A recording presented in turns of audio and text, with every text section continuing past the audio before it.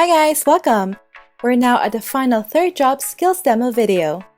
So far, we explored all the Warlock, Royal Guard, Archbishop, Ranger, Shura, Shadow Chaser, Mechanic, Rune Knight, and Guillotine Cross skills. If you haven't seen my previous skills demos, I'll have the videos linked down below. This time, to complete the series, we'll be looking into all the new genetic skills. The genetics are one of the top classes when it comes to PvE and PvP, as they have a lot of powerful new offensive and defensive skills. In addition, their homunculus and hellplants are of great help in battle, giving their enemies a difficult time in killing them. In this video, we'll explore all the new genetic skills and demonstrate each one in action. We'll take a look at the new ground skills like Demonic Fire and Crazy Weed, new single-target offensive skills like Fire Expansion and Cart Cannon, and all the new buff and passive skills. In addition, the new runes that supplement the new genetic skills will also be included. Alright, without further ado, let's begin. Let's start with the ground skills. First up, we have Demonic Fire. This is an AoE ground skill that turns the ground into a sea of fire, dealing damage to enemies within the area with a chance to inflict a burn status. This will last for 40 seconds. Only one Demonic Fire can exist at skill level 1, and this can be increased to 2 at skill level 6, and to 3 at skill level 10. In addition, its damage and chance to burn enemies are further increased at max skill level 10. This is a good addition to hellplants in farming Orc Lady as it does not cost any bottles. A suggested setup for Demonic Fire plus Hellplant farming is to cast 3 Demonic Fire on the right side, then place 1 Hellplant on the left side.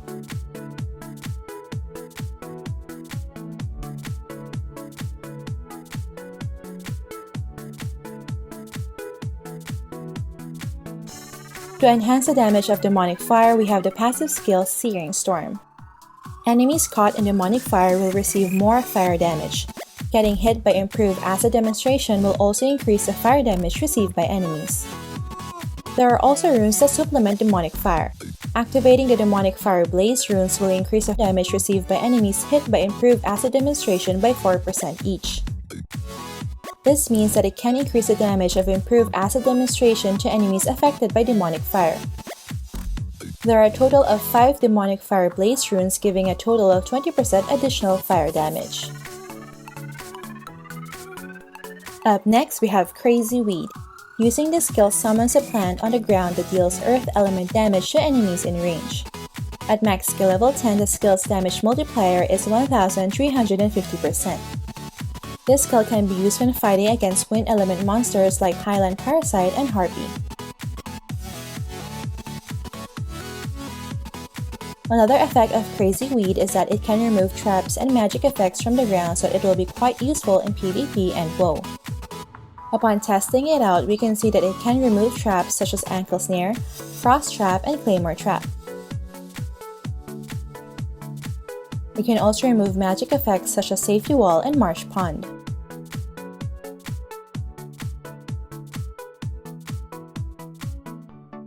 Although Crazy Weed deals huge damage, the only drawback is that it has a long cooldown even at max level.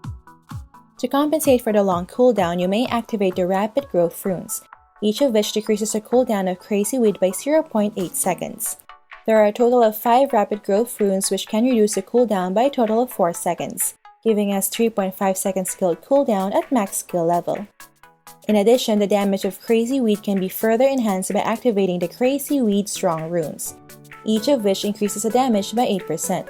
There are a total of 4 Crazy Weed Strong runes which can increase the damage by a total of 32%. Next, we have Torrens Trap.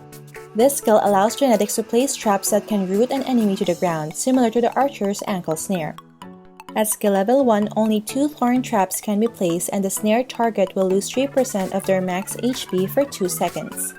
But at max skill level 5, 6 Thorn Traps can be placed and the duration of HP loss is increased to 10 seconds. Keep in mind that if the snare target is hit by a fire property attack, the Torrens Trap will be removed. This is a good defensive skill in WoW to root enemies trying to attack your castle. Last for the ground skills is Mandragora Howling.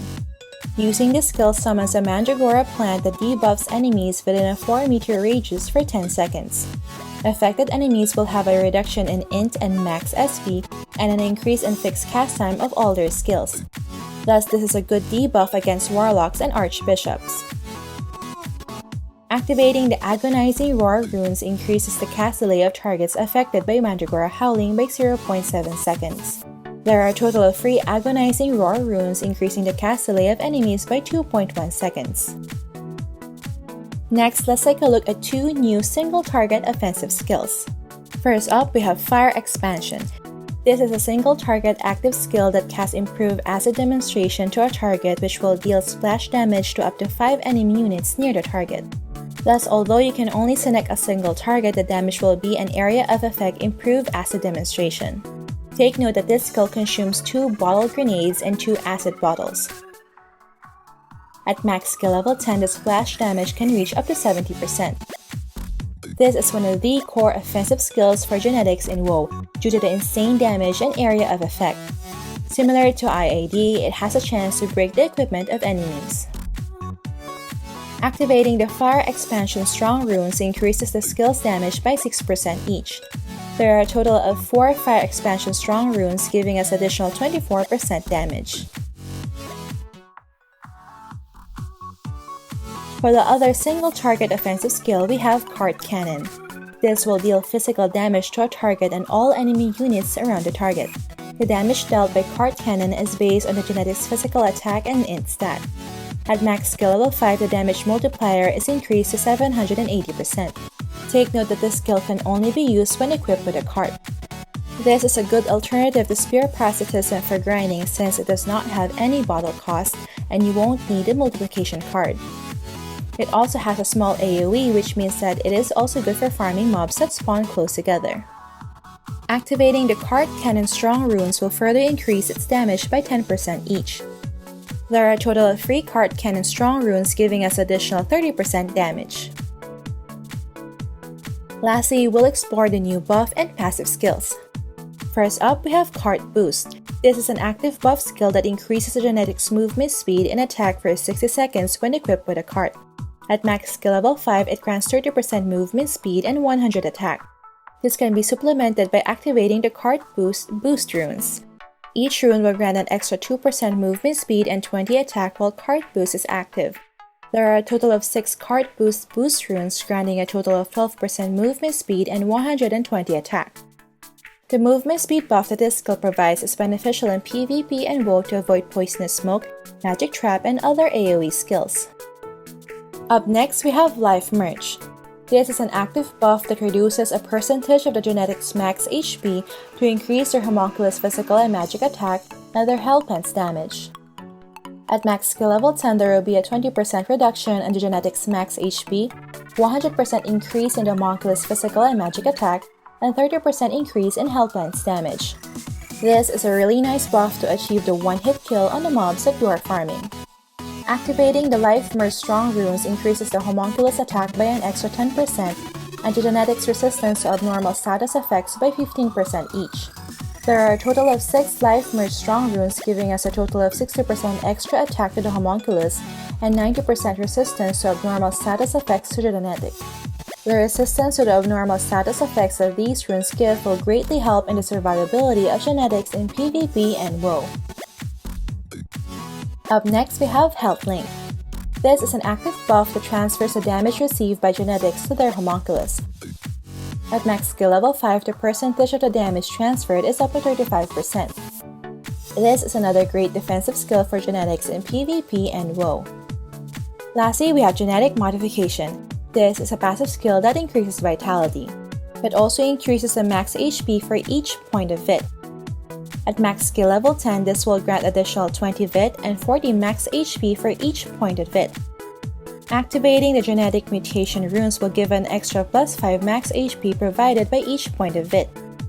There are a total of 4 Genetic Mutation runes, which will give an extra plus 20 max HP for each point of Vit.